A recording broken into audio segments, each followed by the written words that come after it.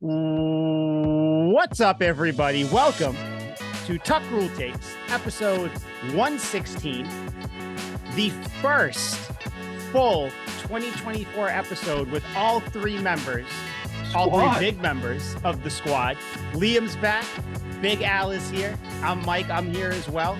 I do wish that we started 2024 a little bit better when it comes to the Patriots, but wow, the vibes dropped off immediately. They started pretty good, and then it was just like, told you, I don't know. Lost 17-3, so dude, I can't fake it. I don't know how girls do it. I can't do it.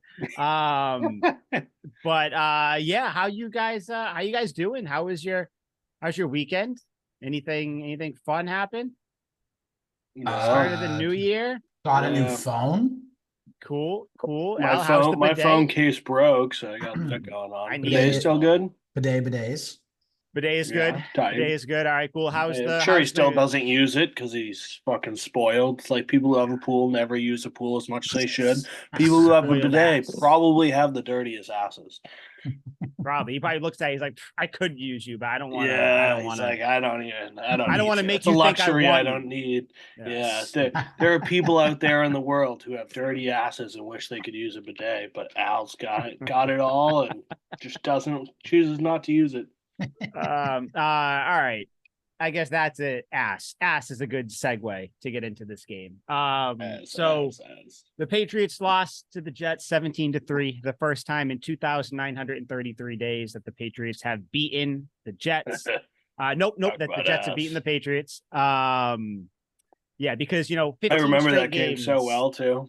They showed a replay of it, and I was like, shit. Fitzpatrick. Yeah, to say 15 games doesn't. I don't think that gives it. No, the days thing really fucks it up. I saw the days, and I was like, you could tell me that was like 30 years, and I'd be like, yeah, seems about right. Math was never a strong suit. Apparently, that's reasonable. No, but math is the strong suit for teachers. So Al, we'll let you pop this one off. Any thoughts about the game at all before we get into the real shit that people want to talk about? You have thoughts? All right. Let's see. I do have some thoughts, actually. First things first, shout out to the defense for holding a Jets team to 9 points until the last 2 minutes of the game before Breece Hall breaks off a 50-yard touchdown run. Oh, that was crazy. If there's ever going to be a time for the Jets to beat the Patriots and snap the streak, this was the perfect game to do it. Lost season, and thank you to the New York Jets, who have given the Patriots officially, at the worst, the number 3 overall pick in the 2024 NFL draft. So that's a positive. So the Jets are losing by winning, which is great for the Jets. Jets are jetsing. That's what we said last week, Al. You said that you were like, this would be the best time. Like, this would be the most Jets thing anyways. They finally beat the Patriots, and it's like, you assholes, you shouldn't have done it. Yep, exactly. They actually almost blew it. I'm not sure if you guys remember the play where Zappi threw the pick and then Mike Gesicki stripped the ball from the Jets corner's hands. Of course I remember. And Darian Lowe recovered it. I thought after the game was over, you just erase everything with 2023, but I want to. But also, if you have a top 3 pick, listen, I love Marvin Harrison Jr. I really do, but you need to take a quarterback. I think I'm with you. Quarterback. If we're gonna play this game right now, do we really think Marvin Harrison isn't going to be probably the first, if not the second pick? I don't think a quarterback's going to the first 2 picks. Yeah. So realistically, if Washington gets 2, which basically for everybody out there, I don't understand how Washington get 2. This whole strength of schedule thing completely bones. I still don't get it, and I tried to clarify it with Al last week. I thought it was purely a records thing, and then I watched the podcast that I missed earlier this week, and I was like, "Yep, I officially understand that I know nothing." No, it's so dumb. It should be first of all head to head. If it's a record, it's like, okay, the common one, the easy one is all right. Who won straight up? All right, Washington won. All right, your Patriots are. That's what it should be. And I'm not saying that just because a Patriots fan. I'd say that in any other Because situation. it makes sense. And call me dumb. I thought it was that until basically this week. Yeah, I guess it. Cool. Yeah, I don't know why strength of schedule is a thing. Plays a lot more of a factor. But basically, we're recording this right after the Patriots game. So the Commanders and the Cowboys are playing. Cowboys are up 7-0 right now. But basically, if Washington somehow pulls off the upset, Patriots get 2. And if not, then the Patriots get 3. So they can't get lower than 3, which is great. We'll just assume they're getting 3. Yeah, like if we eventually mention the draft talks, because I don't see. I mean, put it this way: the only way that Marvin Harrison doesn't fall to 3 is if the Bears take him at 1. Yeah, because Washington's going to take a quarterback. They don't believe in Sam Howell. They don't want Sam Howell long term. I think they're going to go quarterback, and they're going to probably go Caleb Williams, honestly. So that leaves Drake May and Jaden Daniels for you. Is anyone considering the whole Caleb Williams released a list of teams that he wants to play for? And people just don't give a fuck. They're like, no, the talent's anyway. They'll take a chance on the talent and try to convince him. Is there no chance that it's like the Eli Manning thing where he's like, I'm just not going to report, so trade me? Could be. That'd be crazy. Imagine that. That'd just be so dramatic. I'd be so pissed. I agree, though. I agree. There's no way that they're not taking Caleb Williams. Yeah. Like, that's what's but those definitely taking a quarterback. Those were my observations just right off the bat, and thank God this season's over. Like, just thank God. Dude, I love, as we all do, I love Patriots football. I love football in general, but football's tight. Watching this game, I looked up and it was, I think, halfway through the third, and I was like, how the fuck is this game still going on? There's just nothing. Like, shouts to my boy Chad Ryland, a kick, cool. Only points of the game, and the kick looked like shit. Work today, Bryce Behringer is the greatest, is the Patriots MVP. When next sheer volume. So I think next week we'll probably do our season accolades and stuff like that. So fucking dumb in that episode. I am gonna look. I'm gonna look back to the episode coming into the year when we picked who was gonna be what, and I'm not gonna tell anybody who anybody picked, but after we give our end of season accolades or whatever, I'll reveal what we said going into the year, and I'm sure we can all laugh. I'm sure we'll look like idiots, but of course we will. But yeah, my takeaway from the game, I hate Bailey Zappi. As a person, I'm sure he's fine. I'm talking about Bailey Zappi, the football player. I have no use for him. Al, you said it last week. The of the Patriots quarterbacks that are on the roster right now, none of them should be, and none of them deserve to be on the roster next year. Like Mac Jones, go get a start somewhere else. Zappi, go back up Mac Jones at that place. Yeah, that would be just great. be gone. I understand that it was snowy and everything, but I'm done. I got nothing on Zappi. But yeah, other than that, I mean, Bryce Behringer, I love him. Other than that, I don't know. Liam, you got anything to say about this game? Like the actual game itself, not all the storylines.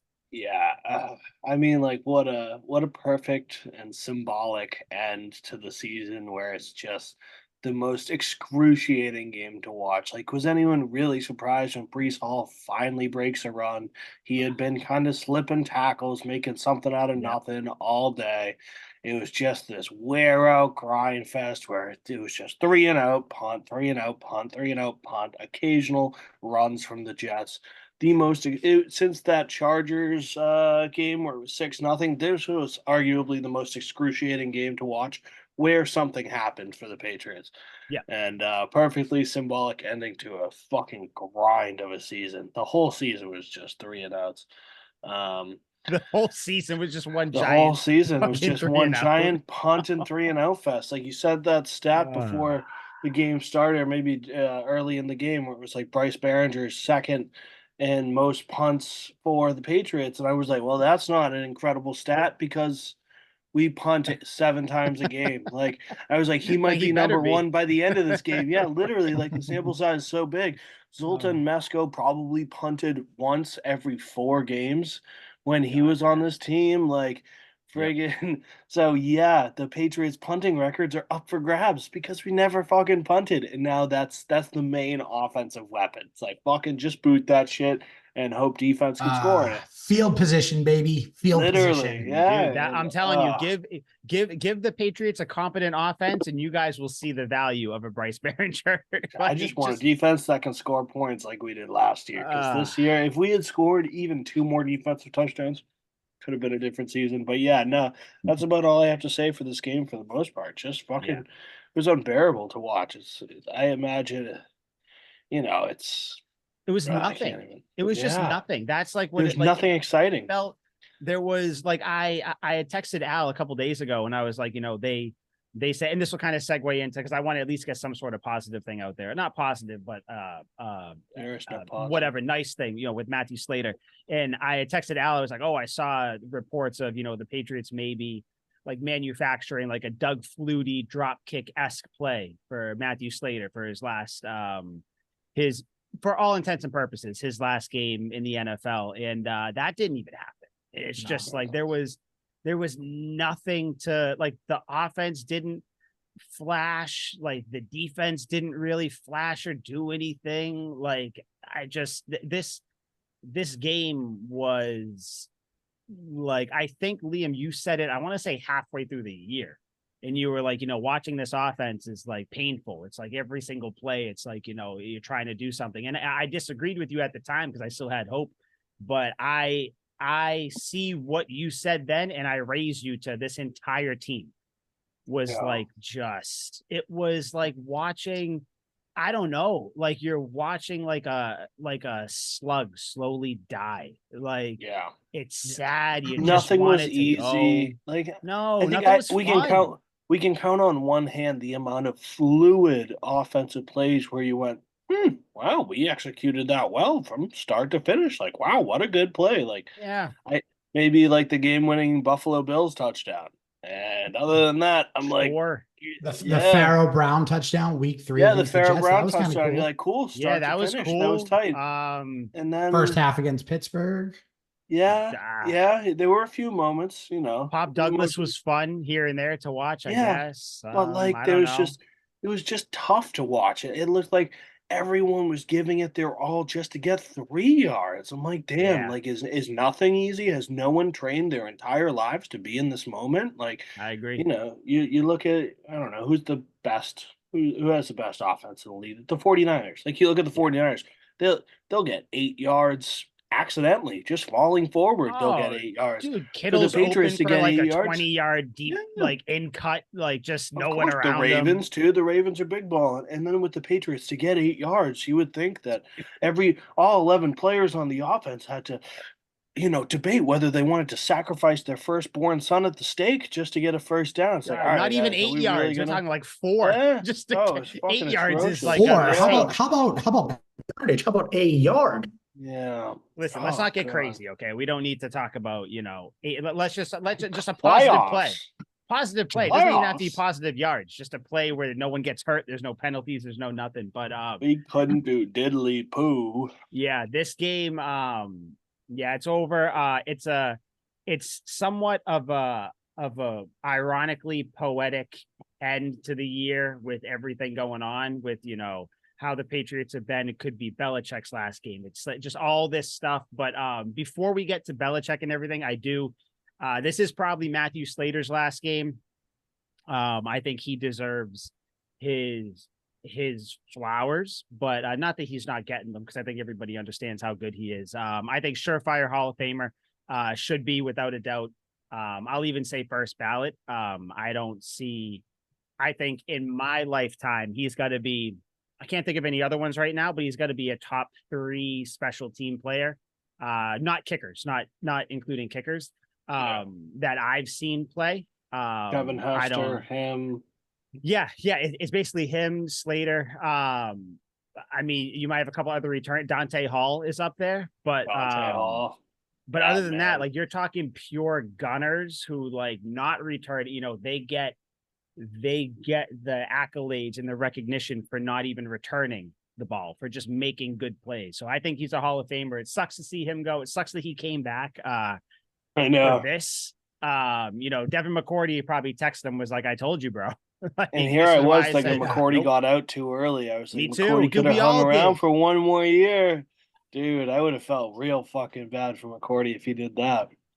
Yeah, we all did. And they asked Matthew Slater in the post game about this being his last game. He kind of sidestepped the question. He was like, that's a question for another day.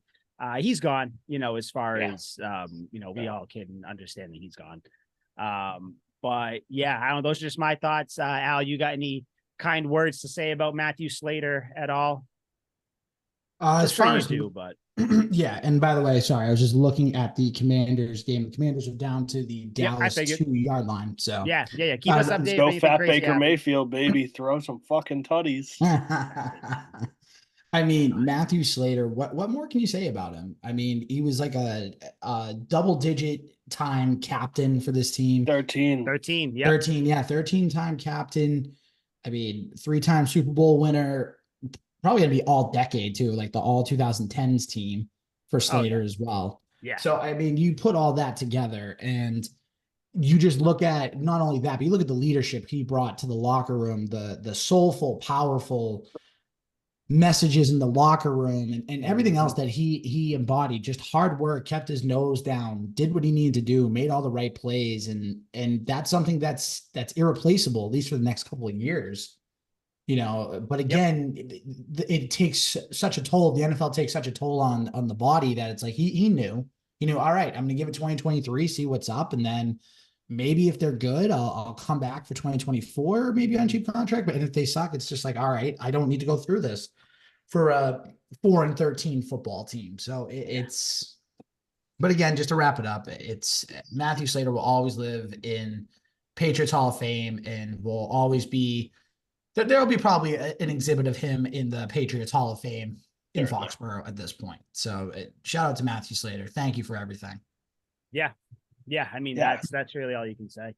I think it's so wild. It's one of the coolest things about the Patriots organization is the fact that they were so bad for so long and then so dominant for so long that the fans completely recognize every single piece of that dominant. They recognize Tom Brady, Edelman, the undrafted guys who came in.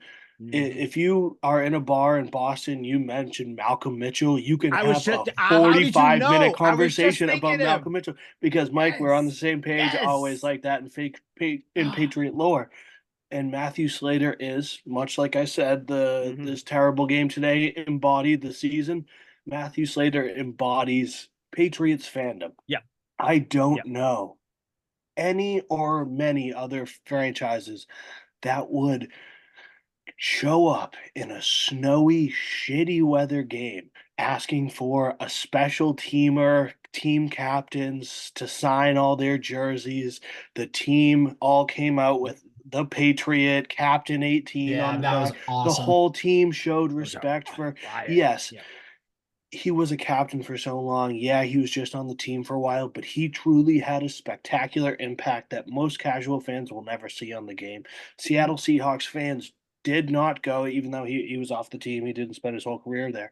They weren't going and looking for Leon Washington, showing up for him as a great special teamer. Even though he was a returner, he was even more relevant than just a gunner, basically.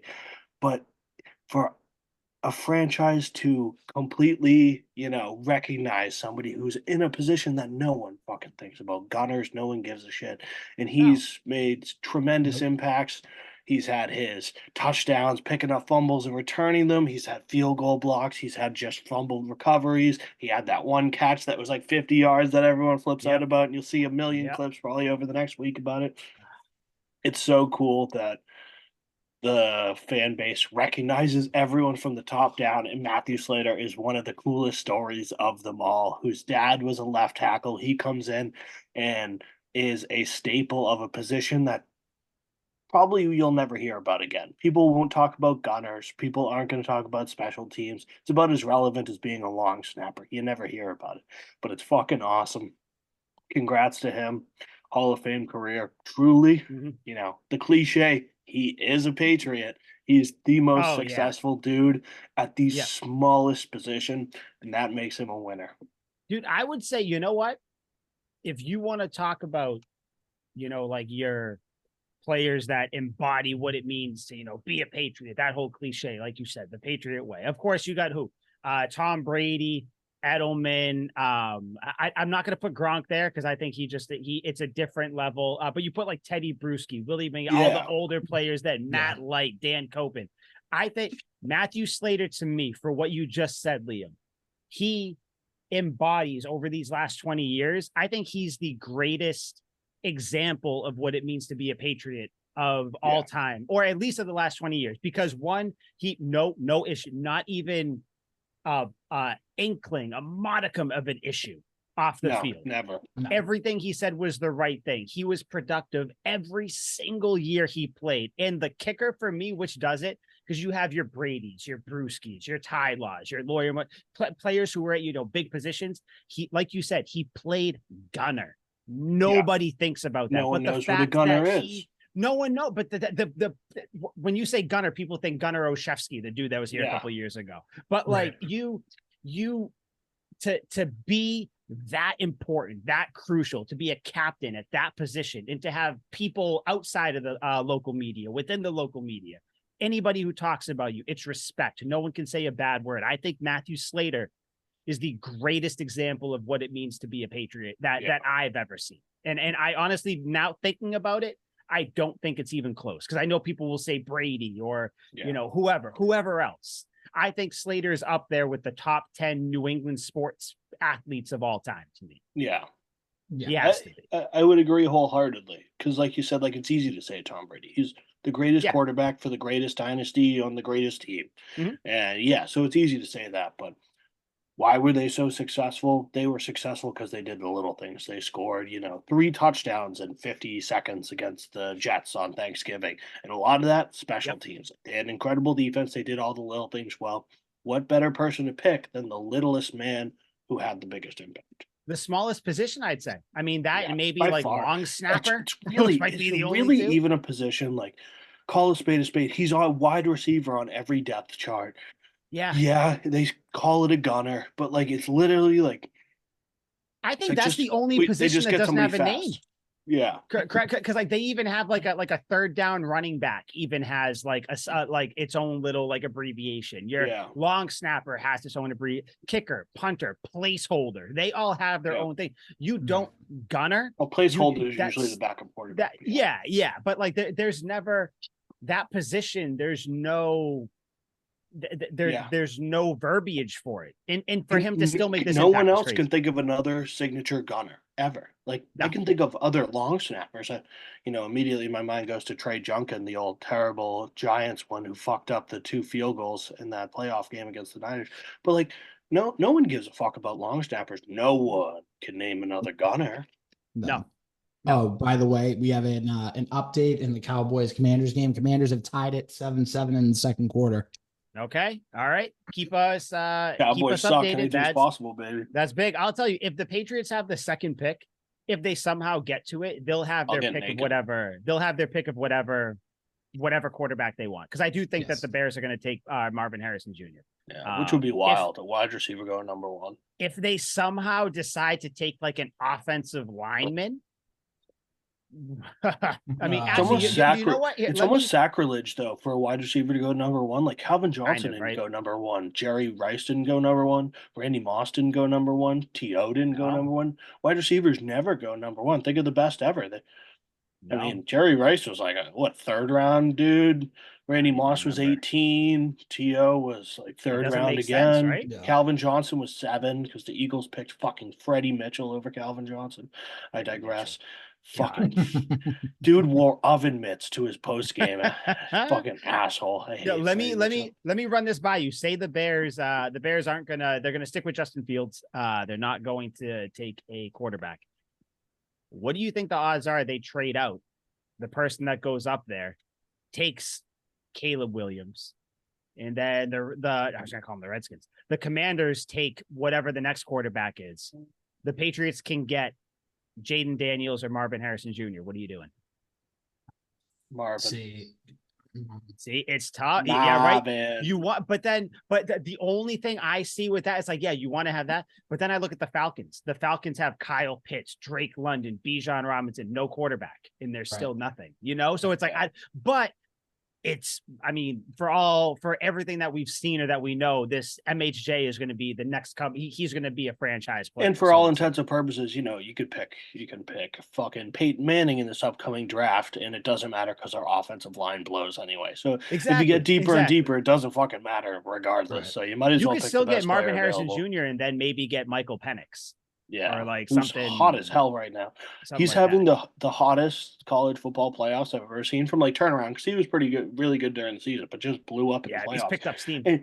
And now fucking, I just read a report the other day, like he's moved all the way into the second round. I'm like, bitch, what round was he at before? I was like, what the fuck? I thought he was always it. I thought like that was the thing with him. He was going to be one at like in the crop of like your JJ McCarthy from Michigan or Bowman. Like he was going to be. Because I don't do my draft analysis until the season's over. I was like, I read that headline. I was like, is that clickbait? Like, what am I reading? The second round? Yeah, I thought that's where he always was. I don't know, maybe they're talking about coming up from the third, but yeah, I thought he was always there. But yeah, I don't know. What do you do though? Do you take Marvin Harrison Jr.? Do you take Al? What would you do? Because Liam said MHJ. Obviously, you draft Bo Callahan. It's tough. Say it with me. You want Bo Callahan? Yeah, right. Vontae Davis or nothing. Or Vontae Mack. Kill me to say. I would take Jaden Daniels. You need the quarterback. Lame. You do. Lame. Don't go for the Heisman winner. Don't go for the Heisman winner. If Caleb Williams is gone and Drake May are gone, who's the next quarterback? Fuck the quarterback. Definitely Jaden Daniels. Marvin. You want Marv. I know, and I want Marvin. I do want Marvin, but it's like, how do you pick him? But who's going to throw him the ball? Doesn't matter. You know what? You can guarantee he's good. You can guarantee get Marvin Harrison Jr. and then trade back into the fourth pick with the Cardinals and then take Jaden Daniels. Dude, I would be fine with even just like a small improvement. You draft Marvin Harrison and then sign a okay quarterback like Gardner Minshew for a season, and then at least we'll get some good fucking football. I get it. I don't know how you can hate feasibly, but I hate that like another fucking stopgap. Fuck that. And I understand that it could like maybe whatever. No. All right. Humor me here. Joe Flacco's a free agent after the season. Dude, no. Joe Flacco, no. I'd rather sign fucking Matt Ryan. Bring him off the scrap heap. No. And bring You're him wrong for that one. That's Joe Flacco. Okay. Do you know who I'd rather have? Liam, Cam Newton, Cam fucking Newton. Good. Me too. Why don't we compromise, meet in the middle? We sign Cam Newton. God, give me Cam Newton and Michael Penix in the backfield. That is a recipe for disaster. I don't know how we'd get him. I don't know, but yeah, I don't. Yeah, it would just be interesting. But yeah, so odds are Patriots are either going to have the second or the third pick. That's going to be. It's going to be. It's not even odds are. They're going to have the second or third pick. Yeah. The worst second or depending. Just depending on which one. Do you guys want to go right into Belichick, or do you want me to just run through some of the notable free agents and then we'll just end? Let's go into Belichick because I'm very intrigued. All right, let's get into it. Let's get it because if we don't get to free agents, we don't get to it. I want to open up this segment by saying, do it.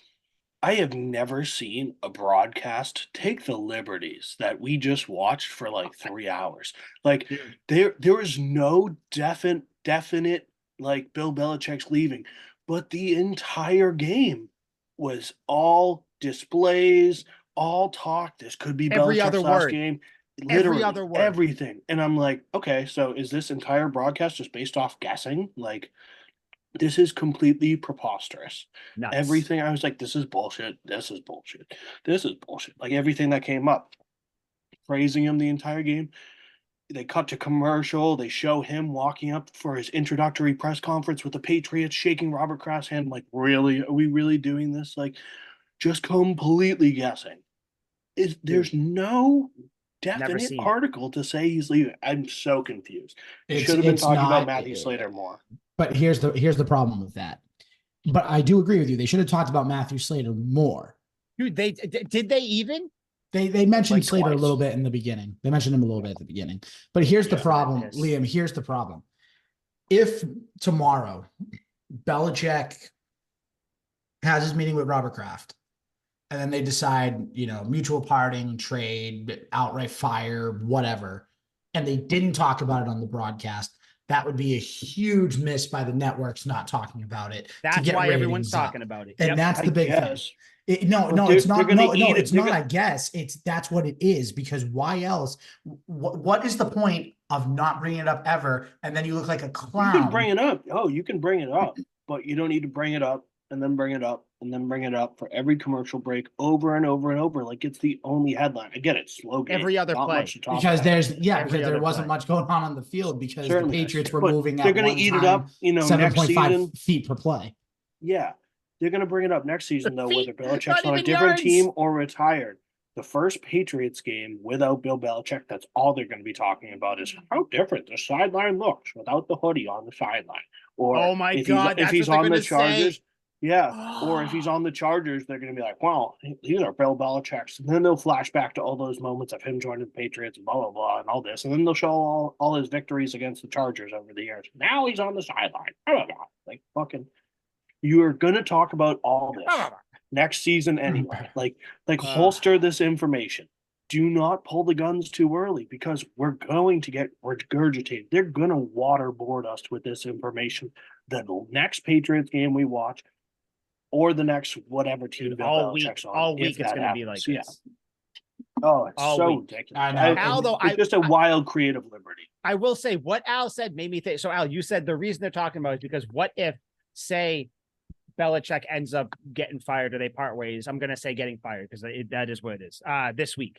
That's why the broadcast talks about it, right? So, right off rip, it's kind of disingenuous for them to be saying all this, because they're saying it because they don't want to miss out. This is why I have an issue with reporting in 2023, 2024, in the most recent year, because people think there might be a story. They get a little whiff of some sort of story. So they get on their fucking keyboards, they get on their mics, and they try to, I did hear, it makes it blah, blah. So everybody starts talking. And then what happens? The story gets bigger and bigger and bigger and bigger. And you're missing out on the actual story, or you're almost fabricating a story into reality, which with fucking senile Robert Kraft, you probably could bully him to fire Bill Belichick. Don't worry. We will get to Robert Kraft. But it's just like, here we go. It's just like that's where it starts with all the reporting, because this all started with Tommy Curran with his report in quotes, because it was more of like an opinion piece that was kind of labeled as a report, because whenever reporters say anything, it's obviously a report, saying that the Patriots, Robert Kraft, have made a decision coming out of Germany that they are moving on from Belichick. His words, a decision was made. That's what they're doing. And then the next day, but things could change. Yeah. So all this started was because that clown who has me blocked on Twitter decided to say some random shit. Al, Phil Perry blocked me as well. I think I knew that. I think you mentioned that, didn't you? Yes. No, I don't think I did yet.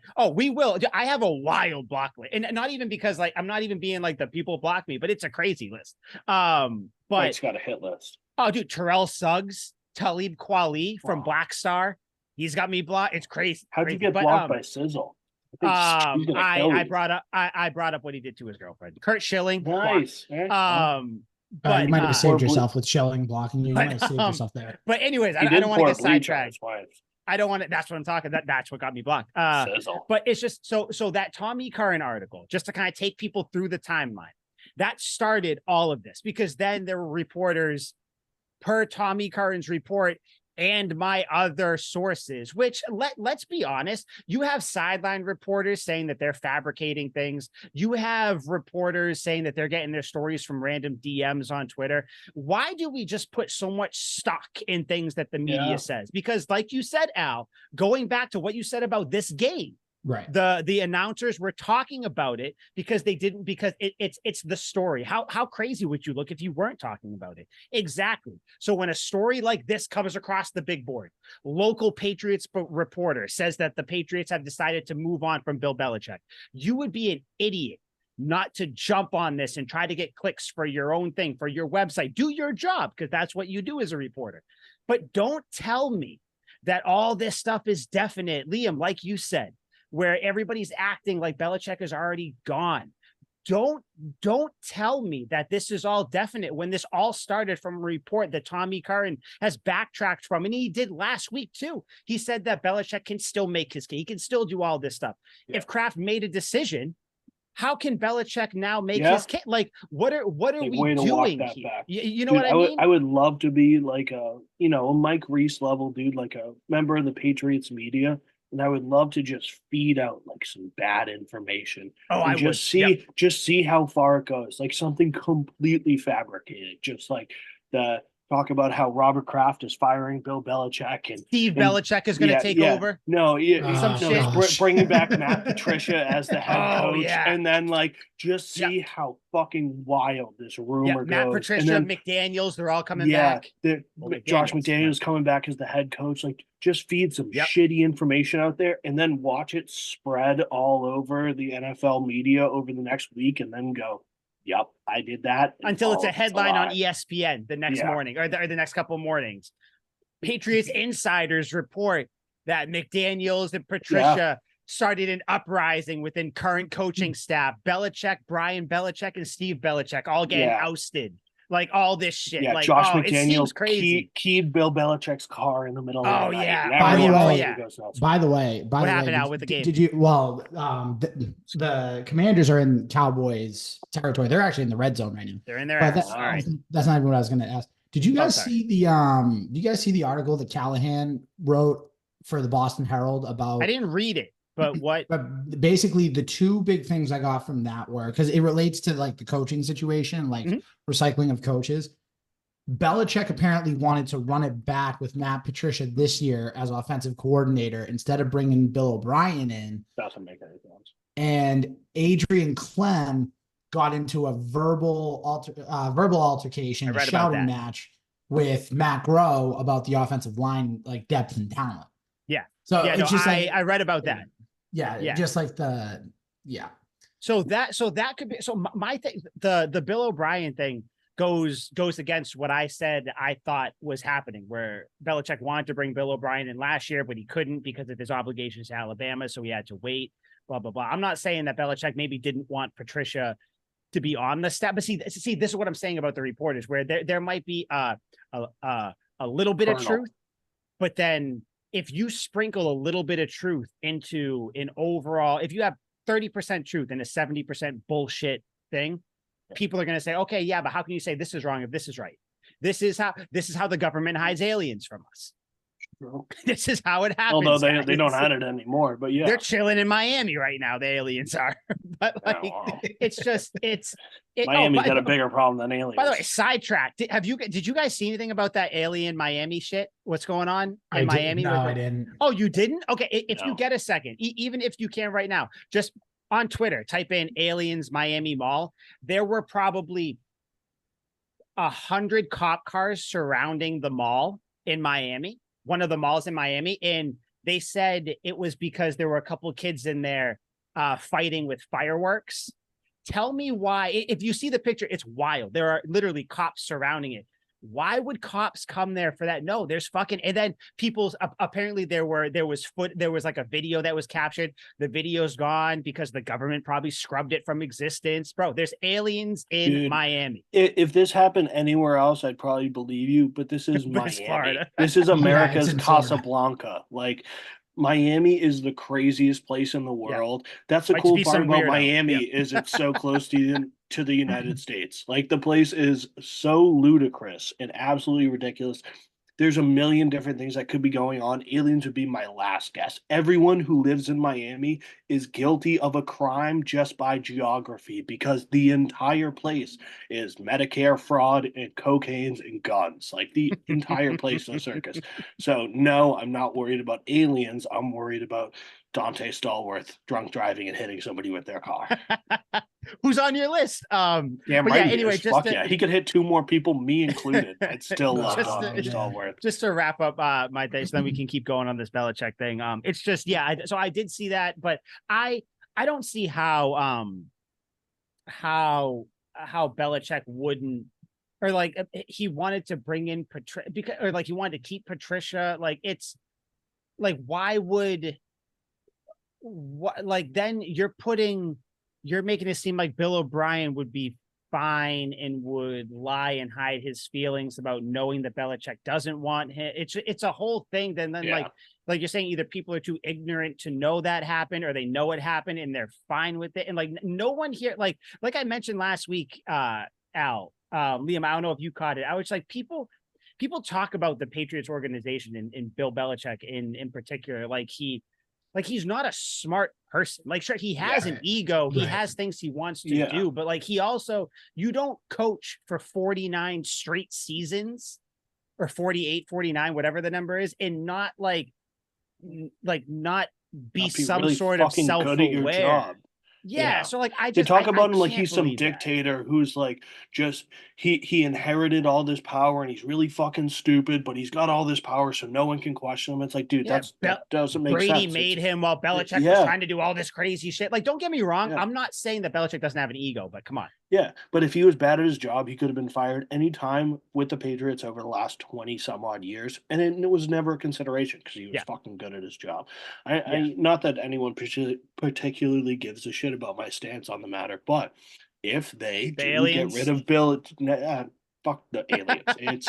It's just people in Miami doing a drug deal in a mall. It's not aliens, but friggin'. Probably, it's probably just like there's a ton of cocaine in a shopping bag that they move from one person to the other. Everyone's flipping out. Yeah, exactly, because they've been snorting meth their entire fucking lives. So one of their eyes is on their knee, and everyone's flipping out. But if the Patriots do get rid of Bill Belichick, like I'm gonna level with you, I will be completely against the Patriots organization as a whole, and I will just be supporting the product on the field. Like I will be completely against the organization, everything. I won't like any of the coaches. Like I'll officially, and it'll be tough because I love him. I'll hate Gerard Mayo. I'll hate whoever follows him up. They could hire Mike Vrabel. They could hire Jesus Christ as the next head coach. I'll fucking hate them.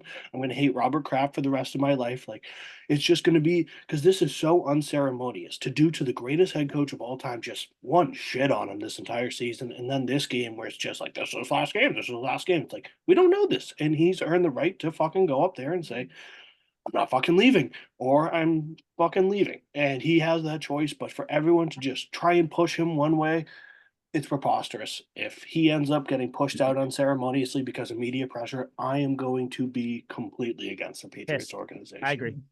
By the way, Commanders 10-7 over the Cowboys right now.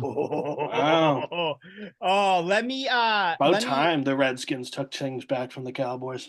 Let me just get this out of the way, then Al, obviously I want to hear what you say hating the politically incorrect jokes. I want to hear what you said about everything. Liam, you made a statement here where you would be against the Patriots organization and Kraft and everything.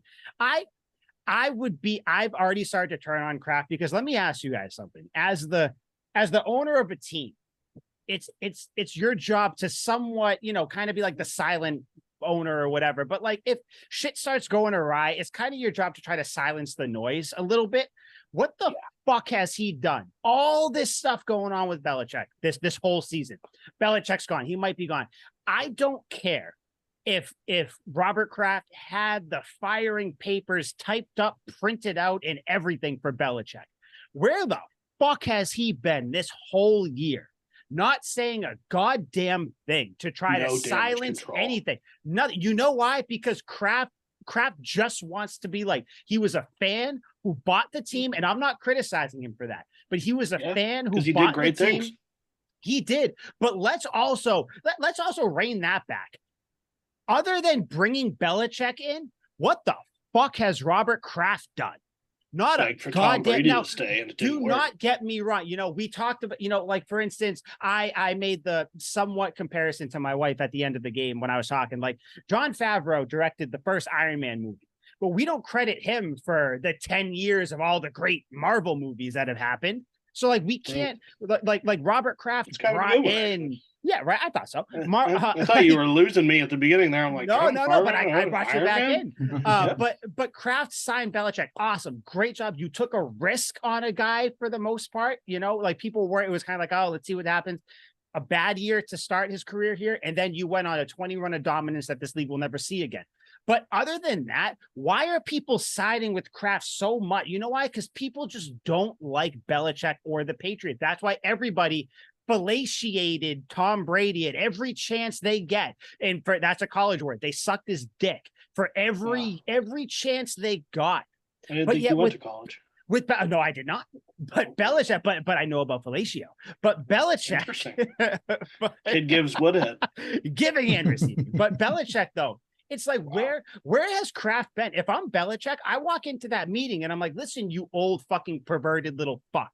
Where the hell have you been all year? You and your 47-year-old wife when you're 81 years old. What are you doing, buddy? What are you doing? You're out here hanging out in Miami with the aliens getting rubbed off by one of the fucking polymorphs from the Alien movie. I don't give a shit. Fuck Robert Kraft. If he gets rid of Bill Belichick right now, there is no reason to. If you want to bring him in and have a serious talk and you say, listen, man, we got to figure out, we got to try to get better personnel decisions, all this. We're going to try to maybe come back a little bit from that. And Belichick pushes back so much. Then if you're forced, if your hand is forced, maybe I'll agree. But even then, I would say, you know what, Bill? This is your first season in 20 plus years of losing 12 games. You had 2 bad years because since Tom Brady left, you had the COVID year, which nobody counts as anything. Everybody said that during the year. Then you had 2021 where you went to the playoffs with a rookie quarterback. Then you had 2022, bad year. Sure, there were injuries to Matt, whatever, but a bad year. Then you had this year, which was a disaster. Sure. But that, why does that all of a sudden equal you have to fire him? The defense is still great, right? Yeah. There's still great pieces on this team. So I think you do need to have a talk about what's happening moving forward. But if he gets rid of Belichick now, this is the ultimate fair weather. Let me see which way the wind is flowing thing. And Liam, like you said, I will root for Bill Belichick could go to the Jets. And I would still hope that Belichick has success. The Patriots, to me, I will root for the team. I will root for the flying Elvis on the helmets. I will root for the players. But when it comes to the ownership, fuck you. Fuck 'em. Al, what do you say? That's how I feel.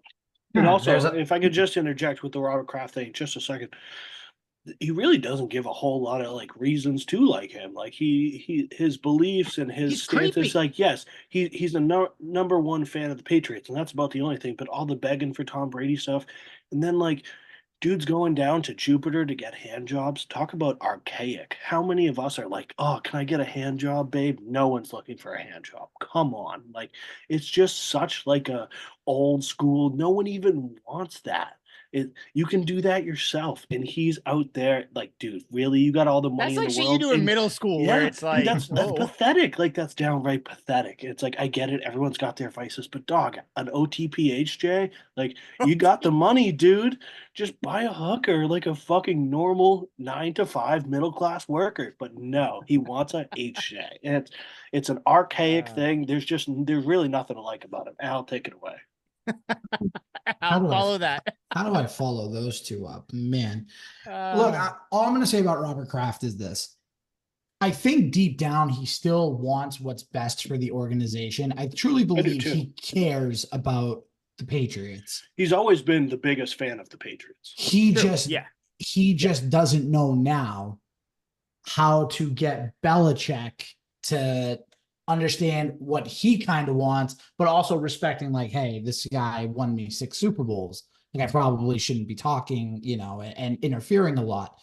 So I don't know why there's this fine line. Now I'm going to say this. If the meeting happens between Kraft and Belichick, and Kraft is like, look, this is the fairest deal I'm going to give you. You can stay head coach, but you cannot be in charge of the personnel. I'm hiring a GM. We're going to bring some new blood in here. And if you are cool with that, you are more than welcome to come back. And then if Belichick's like, no, I'm not doing that, I would hope that Robert would have a little bit of nutsack to be like, you know what?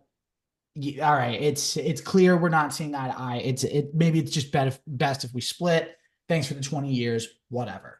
So again, I think this meeting coming up is going to be and this is a no doubt statement, but it's going to be the turning point for the next 5 to 10 years.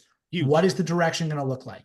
Is it still going to be Bill at 72 taking the reins, or are they going to go younger with a guy like Jerome Mayo, or maybe a Mike Vrabel if he's out of Tennessee, or a Ben Johnson from, the Lions offensive coordinator job. Like what is the direction they're going to go? And they need to do this quick because we don't want to be sitting as fans in March being like, okay, so is he staying or like, but the rumors like, oh, they're still talking, whatever, like make a decision and make it honestly. We said that last week. Yep. Make it this week. Just make it clear. It's like, okay, if we have to hit reset on everything, fine, but let's hit reset and get our job search going for the GM, for the head coach, for coordinators, everything. But if you're sticking with Belichick as head coach, that's fine. Then be like, all right, Bill, you're still here.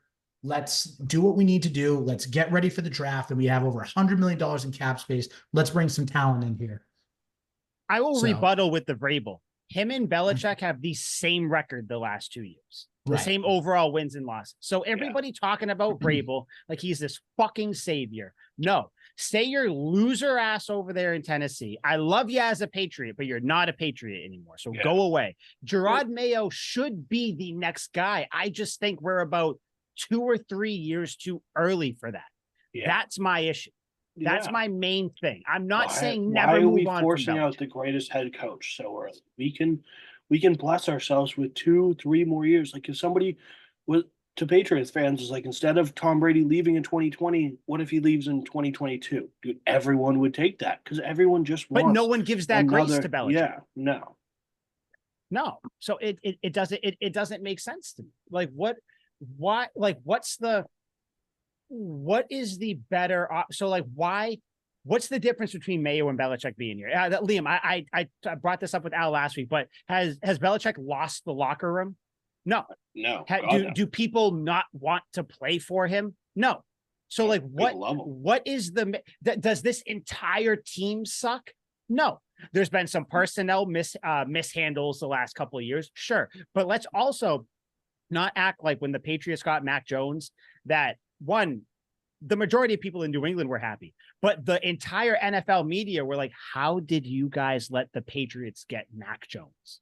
How did you let him get the guy that's going to lead this team for the next 10, 15 years? But guess what? It didn't work out. No. Oh, no. I'm not going to fault Belichick for drafting Mac Jones and then trying to. Oh. Now, I'll fault him if you want to fault him for having Matt Patricia be the OC. Sure. If you want to fault him for not shoring up the offensive line this year. For signing Juju for and not Zeke. Getting a I weapon. Agree.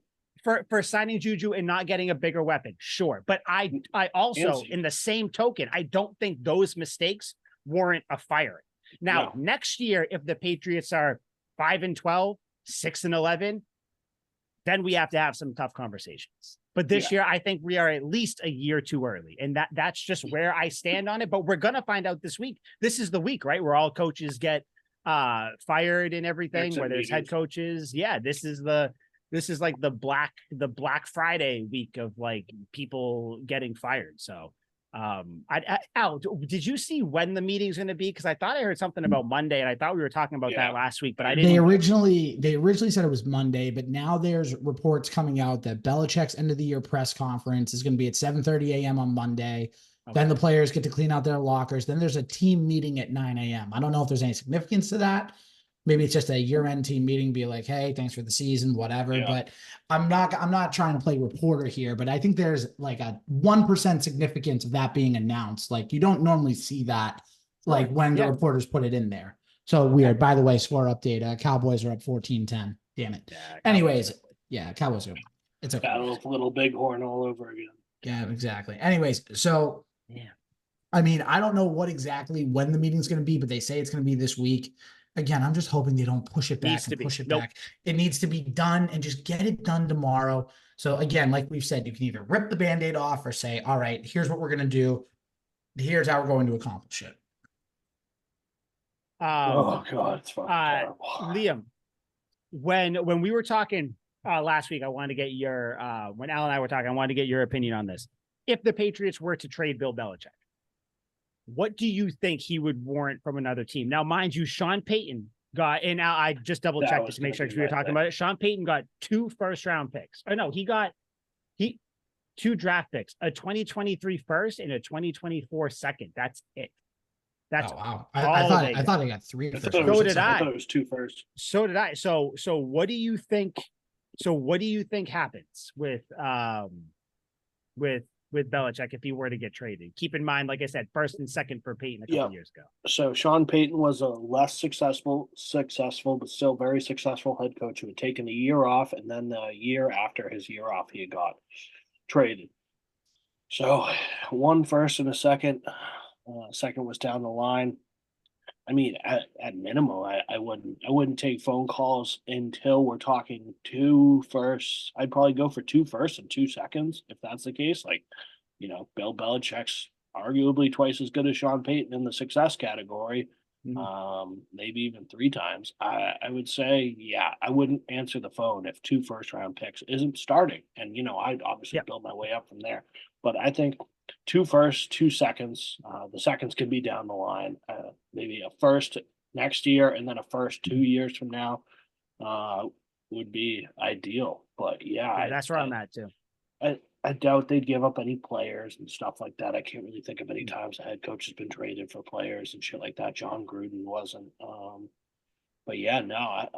Look at what John Gruden was traded for from the. Yeah, Bucs he was to at the least Raiders. a couple first-round picks that year from the Bucs. And he was voted most handsome by GQ that year. I know. Was he really? Yeah. John Gruden being traded as a head coach. How much money? Got it. He was traded in 2020.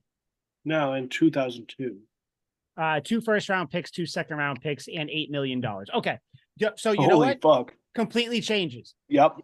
You're starting at I want 3. 3 or 4. Yeah, you're starting at 3. And I'm saying you're starting at 3 because I think I can get we you undersold. To 4.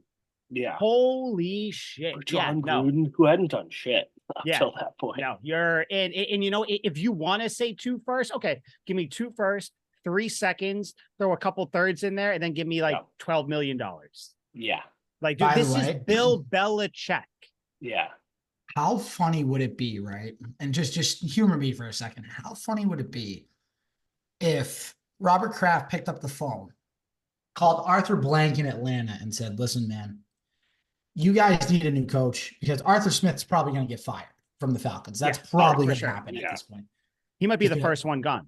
He might. It's either going to be him or Rivera. Rivera's going to be gone too. Oh, true. Yeah, true. Man beats cancer and still gets fired. Fucking ridiculous. Anyways, they call up Arthur Blank. He's like, hey, listen, I know we beat you in Super Bowl. Oh my God, I can't remember. 51. Sorry, I just had a blank there. I know we had the 28-3 comeback, but here, we're going to do you a solid. We'll give you Belichick, but you got to give us to start the number 8 overall pick this year because Atlanta's at 8 right now. That can't go up or down. That's solidified. Okay. You got to give us your first round pick next year, first round pick the following year, and then we'll take like 1 second round pick. Dude, no way they would do that. And why not? I do. Why would they not want to bring need a Belichick? Fucking quarterback, which they would hope to get with that first round pick. Their biggest need. But here's the thing, right? Unless Billy B's suiting up and going out there at QB, I don't think they're doing that. But here's the thing, right? If Williams, not a bad idea. If Williams, what'd you say?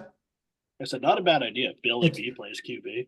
Well, if it's Williams, May, and Daniels are all gone within the first 5-6 picks, like there's no one there really for them to take anyway, unless they reach and go for Penix at 8. I don't think they're going to do that. No, you could probably wait. Like Liam said, he's projected to go in the second, so you could wait. Now, I don't want to trade Belichick, but if trading him is what is happening, no matter what, that'd be crazy because then you get I want a king's ransom. I want a Paul George type return. I want your entire future. I want your future's future. I want everyone who's ever been involved with that organization to give something. This could be, you could get, what's his name? Neighbors or whatever. You could get Jaden Daniels and Malik Neighbors, whatever the hell his name is. Yeah, the kid from LSU, with the 3rd and the 8th. But then you got Gerard Mayo coaching them. Do you guys think if Belichick goes, does he take his sons with him? Yes. Yeah, probably. Right? I wouldn't want to stay. If I was his son, I would. The only reason I would say would be to burn that bitch to the ground from the inside. Like I think a lot of that. I think you take a lot of the offensive coaches too. The only coach I think that would stay is the tight ends coach, who Bill O'Brien brought over. Yeah. Because that was another thing in that Callahan article too. Apparently O'Brien was only allowed to bring one offensive coach over with him, which Yeah, is I kind saw of that, odd which- if it that might be true. in a way, but in a way also it's like if O'Brien's running the offense, why wouldn't you want him to bring in his coaches so that way you get the system down easier? I don't know. Yeah, no, I found get that it. to I be- think that's one of those things where like it's almost like when you if another comparison isn't really if I were to explain to you like a fight, an argument that I have with my wife, you guys would be like, oh, if I tell you just on face value the things that are said or whatever, you guys would be like, oh my God. But when you're in it, it's not a crazy thing. Like so I think Belichick being like, yeah, you can bring a coach over, but like we have our thing in place. Like, I don't want you to completely blow it up. So like I think that might be true, but I think how it might be painted might be a little different, but Right. but yeah, I don't know. So for what it's worth, by the way, Belichick was just at the podium, typical Belichick fashion, didn't give up any info. Just say, he's going to have a convo with Kraft like they always do. Obviously, things didn't go well this season. We're going to talk about it, blah, blah, blah. David Andrews did say that there's a finality to some things in the locker room. Matthew Slater said that, regardless what happens, Belichick's outlook hasn't changed. His process hasn't changed. I don't know, man. There seems to be a lot of smoke with a lot. And again, it might be to what Al said, where it's like, if it happens, you'd be crazy not to talk about it. But there's so much smoke going on right now where if he gets let go this week, I will say if he gets let go, I think we have to do an emergency podcast. Like I think this is, about this would be the biggest thing that would happen. I mean, bigger than Tom Brady getting traded. If that happens, we all have to show up dressed like it's a funeral. Like I want suit, ties. I almost did today. But Yeah. I didn't want to like perpetuate. I didn't want to tempt fate. If Bill's gone, that's the end of the Patriots as we've known them. We got to show up in funeral attire. God, it really will be, man. It'll be the official end of. I mean, you could say the Patriot way because Kraft, like I said, in my opinion, Kraft doesn't have Kraft any loves hand input. jobs. That's not the Patriot So what? Yeah, that's going to be the Patriot way. He's going to be running around the locker room, jerking everybody off. Yeah. So I guess we just kind of wait and see now, right, guys? What's going to happen with Belichick? I don't think that it makes sense to talk about really anything else till we know exactly what the draft position is for everything and where who's qualified for the draft. But I do think next week we'll do kind of like an end of season thing like that ugly. And see how embarrassing that is. Or I mean for that one. It'll be rough. But yeah, season's over. Patriots final tally for the year, 4-13. I think that's the opposite of what the majority of us had, right around there. I think so. Are we doing free agents this week, or are we going to save that for next week? I know you want to. It's up to you. It's up to you, Al. You want to run through them real quick? Yeah, let's just run through them and just. Okay, cool. I got them pulled up, so I'm gonna. I'm not gonna bring up like random ones. But yeah, here let me run through them. So, for instance, we got Hunter Henry. You guys.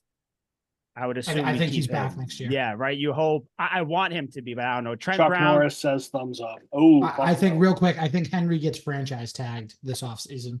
Yeah. I would be all for that. Kendrick Bourne, I'd be happy with him back. That'd be tight. Yeah. Mike Gesicki. Nope. I think he goes. Yeah. I don't think so. My man Jalen Mills. I think he comes back. I hope not. He probably will, but I don't think he comes back. I think he does, but I don't want him to. Liam, this one's specifically for you, Zeke. Nope. I would want him to, but I think that he'll get a multi-year deal elsewhere. Slater, I think we all think is retiring. Miles Bryant, I want him back. I think that'd be a nice. He's a good depth. Well, whoever the Patriots. That's the thing. You don't know. See, fuck. I can take or leave. Big one, Kyle Duggar. Must. I think he gets the best. Actually, no, you know what? Because I think someone else will. I think Duggar does come back. Yeah, I think. I want Duggar back, but I don't know if they will pay. I'm gonna go out on a limb and say, this one hurts. Mac Wilson. He's gone. He's so gone. I think surprisingly, I think he stays. I think he's gonna be on the Lions for like 2 years. I hope he does, but he played so well this year where I'm afraid a team's gonna overpay and try to bring him in. This one, Josh Uche. I think he's gone.